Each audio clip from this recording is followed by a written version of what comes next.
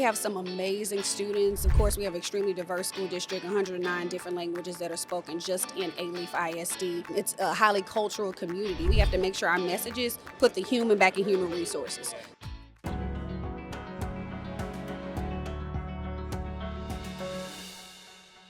Welcome to this edition of Abre Insights, where I'm very excited to have Kristyn Cathey here from Alief. Kristyn is the Chief of Communications at Alief, and I'm excited to have a conversation with her about how best to serve her community in her role, and have some fun conversations along the way. So if you don't mind, Kristyn, why don't you kick us off and tell us a little bit about yourself? Yes, again, I'm Kristyn Cathey. I'm a native of Port Arthur, Texas, home of Jimmy Johnson, Dallas Cowboys. Depending on who you root for, there may be a problem, but whatever. We got a new coach and we're not happy about it. I started off my career as the media communications specialist in Port Arthur ISD, one-person department for 11 years. All the hats. All the hats. Everything went through Hurricane Harvey, where we had extreme loss. Yes. We had, of course, COVID, all those different types of things. And then after 11 years, I was graced with the opportunity to move to Goose Creek CISD in Baytown, Texas, as their director of communications, where I was there for 2 years, worked with an amazing team, award-winning team. Our team actually won the highest award for the Texas School Public Relations Association. Oh. So we won the Platinum Award for branding. So Love we did that. a great job there. And after 2 years, an opportunity presented itself. I was excited, of course, to stay in Goose Creek, but I actually met Dr. Mays, my superintendent. Mays. I did not know who he was. I happened to present on random in a session, and he was like, "Hey, I'm paying attention to you." I'm like, "Okay, great, whatever." And a couple months later, I heard from him like, "Hey, can I want you to apply for this position." And I applied, and up against some amazing people, and thankfully they selected me for the role. So I've been the Chief of Communications there since August 1st of 2023. Wow. So what's one of the biggest things that's occupying your mental bandwidth right now in your role? Like what's really occupying and I mean, it could be a good thing, could be a bad thing. Sure. I'm just curious. Yeah. Let's start with the good thing. We have some amazing students. Of course, we have an extremely diverse school district, 109 different languages that are spoken just in Alief ISD. It's a highly cultural community, so really getting out to see our students, all the great things they have going on. We have some great educators. Our director of fine arts just won the Presidential Achievement Award, so that was maybe like a week or so ago. We also have teachers, and we have HEB Excellence in Education Award winners. We have National Blue Ribbon Schools, niche winners. So we have so many great things, in Alief. But also on the flip side, I think we struggle just like with everybody else. You're thinking about enrollment issues because, of course, we understand that parents have choices. Yep. And for some people, that may be charter, that may be private, that may be Montessori, whatever it is. So struggling to find out that niche, what works best for our community, thinking about, of course, finances, how does that work, accountability. And of course, the elephant in the room is everything that's going on with our new president. Yep. And, just trying to figure out what do we do to keep our families engaged, aware, but also making sure we honestly don't know, right? And how do you portray that to your families and to your staff, who of course are very concerned? And then we think about just like budget, with the state of Texas, it's so tricky, and trying to figure out like how do we navigate those situations. I think of course the panel that we were just listening to, and their families say, "Hey, I'm looking at my tax bill and it says that Alief ISD gets the most money out of my taxes, but you're begging for money now. So like, what does that mean?" So those are sometimes, I think I would say, more so challenges, or how do we really navigate, how do we communicate effectively with our stakeholders when sometimes we really just don't have the answer, when we really want to say and we can't say it. So I think I'm not alone in that, because many of us, kind of feel that way. Yeah. It's interesting when it comes to communicating to your parents and stakeholders about the cost. Yeah. One of the really cool things that came out of, or that we did with Alief, was actually generate something, we call it the ADA dashboard, where this is running tally of attendance with students, but there's a number associated with it. So you can actually see like the dollar amount in real time, how much it's costing by kids not coming. And I have to imagine that can be a useful communication tool with your parents and community, of just like, get your kids to school, because this is just make the dollars show up just by getting them there. Yeah, and we use that for our promotion. So when you're talking about enrollment, or we're getting ready to start rolling out attendance type of marketing situations, right? So that dashboard really is helping us, because we can see it in real time. What exactly are we looking at? We understand that the struggles that we have in Alief aren't an anomaly, but we focus solely on what can we do to get our kids in those seats. What type of outreach do we need to do? So having those types of dashboards where you can see that type of information in real time, I think is extremely important, so we know how to really kind of target those messages. Yep. So I want to talk about, I'm assuming a good chunk of the job is communicating to the community and then certainly to parents and family members. So when I look at it as a parent myself, and, I try to think of kind of like the different levels of communication that happen between a school district and their. So, there's the parent communication aspect, which, frankly, is usually kind of one way, coming from the district too.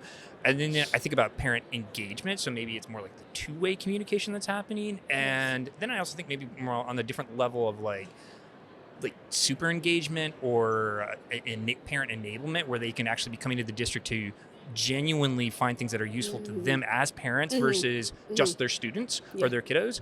I don't know, am I riffing in a weird way right here? No. Or what do you think about that whole process? Any thoughts you might have around that? I think I looked at it differently before I became a parent, right? Okay. Because I'm thinking, listen, school's canceled, okay? Yeah. We've told you in enough time type of situation, right? And I think that most comms people were understanding whether you have kids or not, right? But thinking about it in a different way on how quickly I want it, how quickly we're able to, to give it, how detailed we can be, because as a parent, that makes a difference to me. When we had snow, 5.5 inches in Baytown was that just last blows me week. away. That's awesome. It was soft. It was wonderful, right? But I remember we were on the call.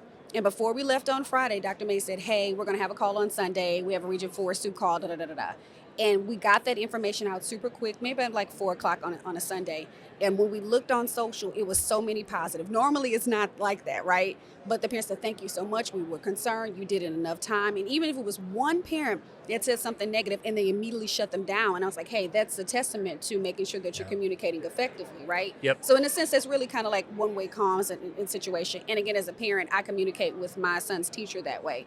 We're using, of course, a platform where we have the two-way comms. Yep. But what I think is amazing about Alief ISD, we have FACE liaisons, so family and community engagement liaisons. Yes. 48 campuses, and we have one at each campus. They have a little office. It's set up beautifully. And these are the people, this is the touch point that when you come on the campus, and of course, most people say, well, I want to see the principal. Okay, it doesn't work that way. But you can go right here to the FACE liaison. What can we do to help you? So we're talking about for our families that their first language is in English. So we give them some information on that. Social emotional learning type of information. So we do provide that. If there's anything really that our families are needing, so we partner with, of course, communities and schools. We have a pantry where we provide clothing. Many times they're going there to try to get that type of information. And Alief, honestly, I don't know about any other school district, and I can only just talk about the 3 I've been in, including Alief. I've never seen anything like it other than in Alief. And it truly does make a difference. They're a part of helping us with enrollment. When we were talking about our Vader passing, they took a really big, hard stance in helping us with that voter registration. Yep. They do all of those things. You call on them and they're there. And so for us, that part of parental engagement where they're coming and feeling as they're a part of the community, that's how they feel in Alief, thanks to them. It's the village mentality. Oh, right? 100%. Everyone surrounds the kids, and whether it's food pantries to everything about it. I love that. Yeah. And it's highly cultural, right? So I think because we have so many cultures embedded in Alief, I mean, they're everywhere from Vietnamese to of course, African. It's all 130 languages or something like that. It's some insane, huge number. Yeah. All the, anybody from the Hispanic diaspora, they're all there, but at the core, it's family. Yeah. So for them, we have to make sure that we're providing it for them. We don't want them to ever feel as if they're not wanted, they're not needed. We ask them to be on PTO. We ask them to be on family engagement committees. We are really reaching out. So I want to shout out Ms. Chancellor Terry, who's over our FACE. She's the director. Hopefully she hears this. Let her get her on here. Listen, I love her. Anything you need, she is always there to help to make sure. She'll say, Kristyn, before we do this, how's this going to benefit our families? And if we can't answer that question, we don't do it. What have you found in your professional role, best ways to communicate with the community, especially when you may have to communicate something that's not pleasant, i.e., budget constraints, or possibly, I mean, the session we were just in, we were talking about, the unfortunate aspect of having to shut down a school or an early. I'm just any tips or concepts that you've seen to actually work well? I know Dr. Mace mentioned about doing it often and doing it early, yes. But I also think what sometimes we do miss is reading the room, right? What time of day are you sending this message? I'm a firm believer I don't like doing things on Mondays at all. If it's a good message, I'll do it on a Friday. In particular, I could do that at 2 o'clock. if it's a message that I know is going to be like a little bit difficult, I'll sometimes like push it back a little bit. So I always think that's important to read the room. But we also do what we call environmental scanning. So let me see if what's happening in Alief may have happened somewhere else. Luckily in Teesboro, we have some really great, of course, comms people. So we all communicate with each other. I'm in Region 4, but I can communicate with someone in Region 5 or Region 10 or Region 1.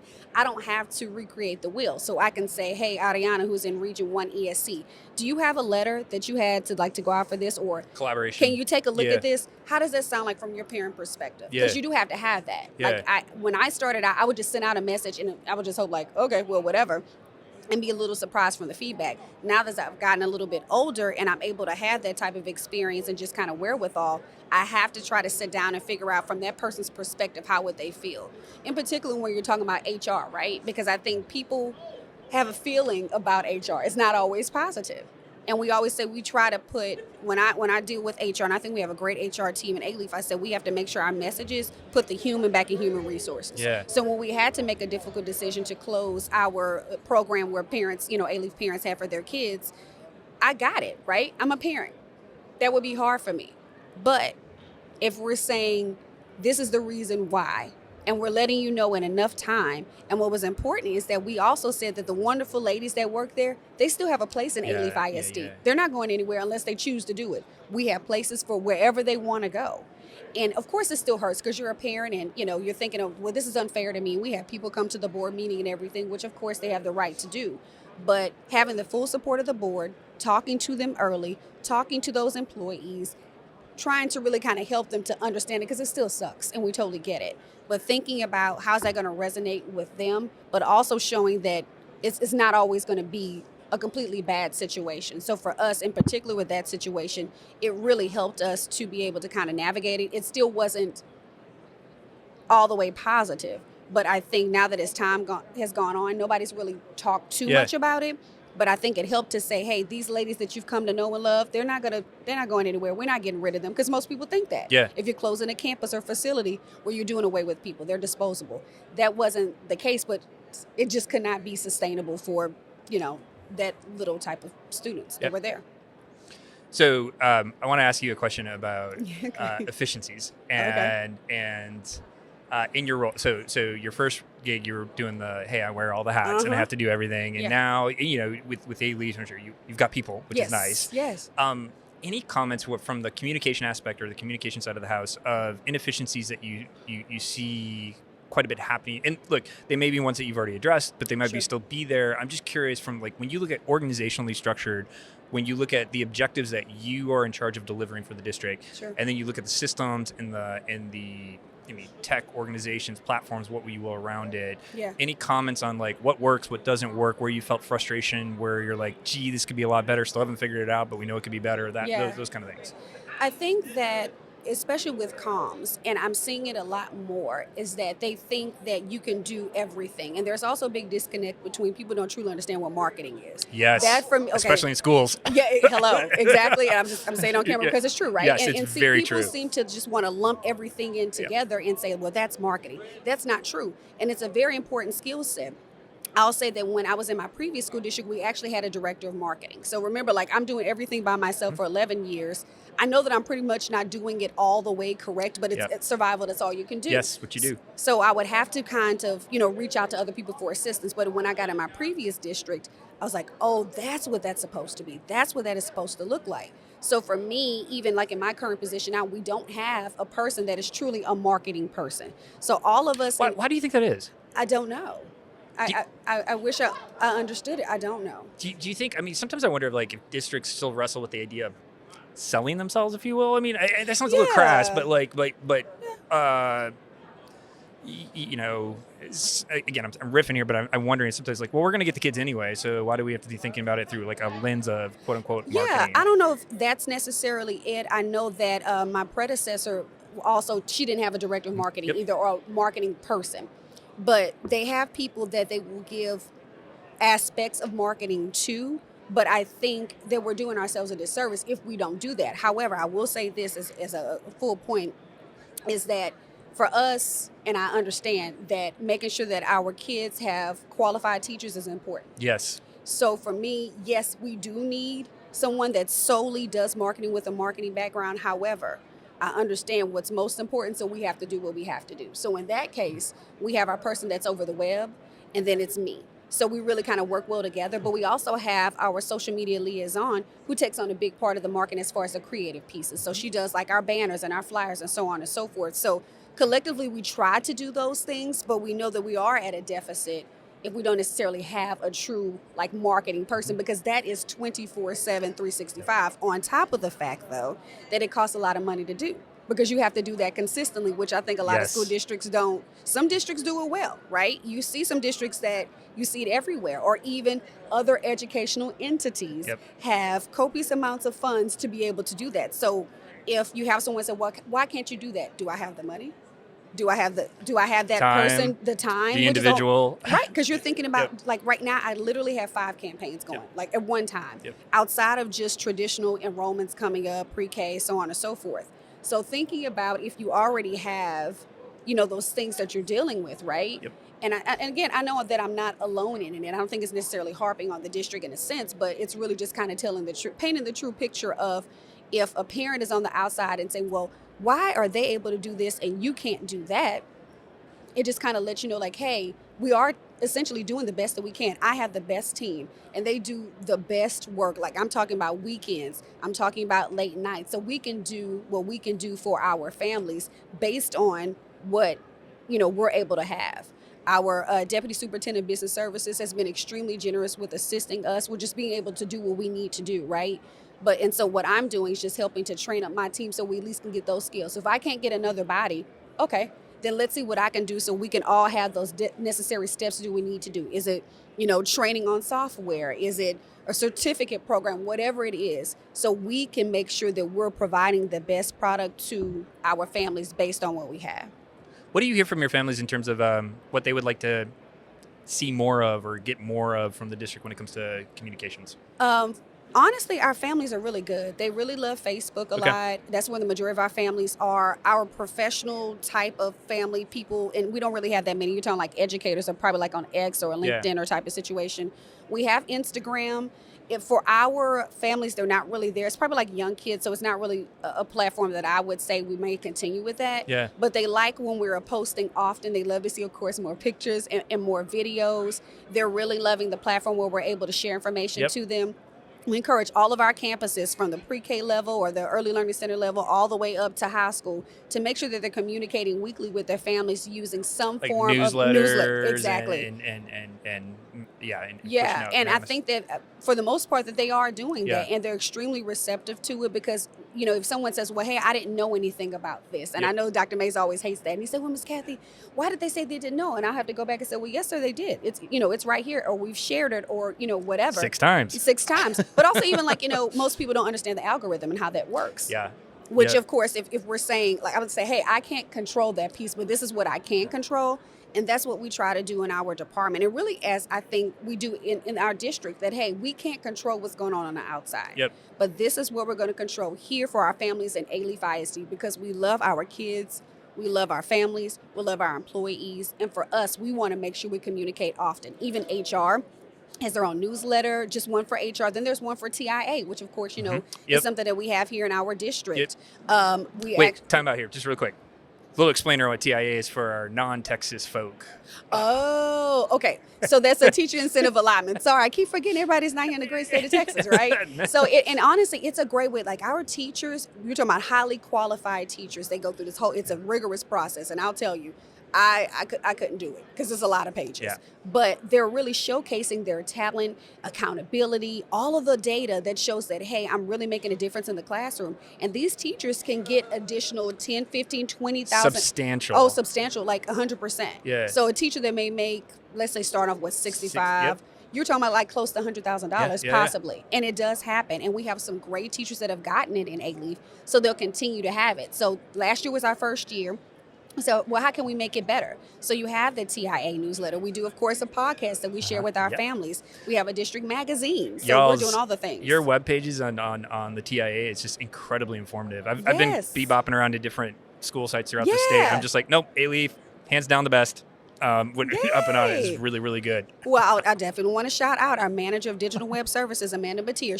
We did a complete transition overhaul from one site to the other. She started December 1st of 2023. We did it in 60 days.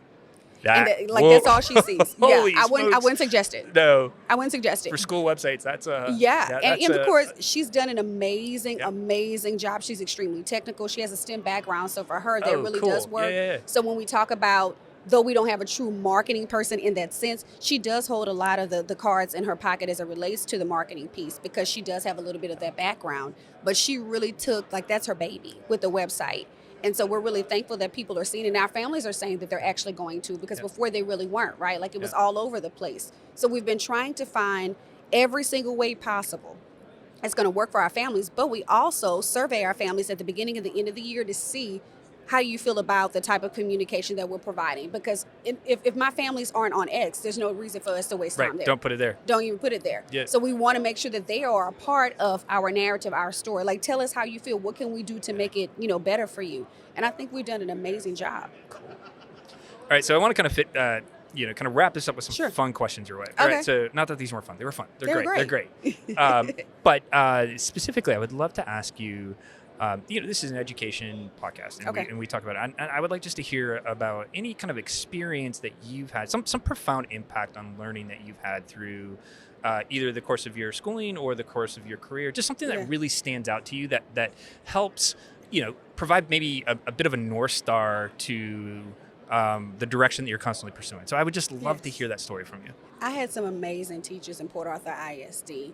The district has been around since 1899, and they've been servicing the needs of so many kids coming through the district. It was the district that my grandparents graduated from, my parents, my cousins, we were all like from there. And there was one particular teacher, even though I had thousands of great ones or hundreds of great ones or whatever. Her name is Mary Lathan. She was my 11th grade AP English teacher. Mary Lathan. I love her forever. One of her sons, Keith, was one of my best friends. We were in the same grade. She had an older son named Tony, of course, her husband. She was tried and true Port Arthur ISD. Her mother was the first black female on the board, Roberta Moss. And so Miss Lathan was all the things to me. And she told me that I really had a talent with writing and journalism, because she was a journalism major as well. And I knew that that's what I wanted to do. At first I said I wanted to either be a ballerina or an attorney. I did ballet for a while, and I'm not an attorney yet. However, I will be applying fall 2026. But Miss Lathan, literally, she just made me feel like I could do it. And she was not alone, because every teacher that I had, in particular at Abraham Lincoln High School in Port Arthur, Texas, made us feel, no matter if you came from a two-parent home like I did, or, a single-parent home, like you could do it. And of course, as I found out as I got older, she and I are the same sorority. But I say that to say about her because right after we graduated May 31st, 1997. And maybe about 2 months after that, I had a scholarship trip to Chicago, and I came back home. And her son, they were traveling to Florida for, let's say, a trip before the kids went just back to school, and got in a horrible car accident. And she was the lone survivor. So she lost both of her sons and her husband all at one night. Yeah. So imagine, they had the funeral, all 3 caskets are there. She can't come because she's literally just bandaged up in the hospital. And so when I think about her, she's so, I thank God for her, because she really just helped change the trajectory of my life, to let me know, like, these are things that you could do.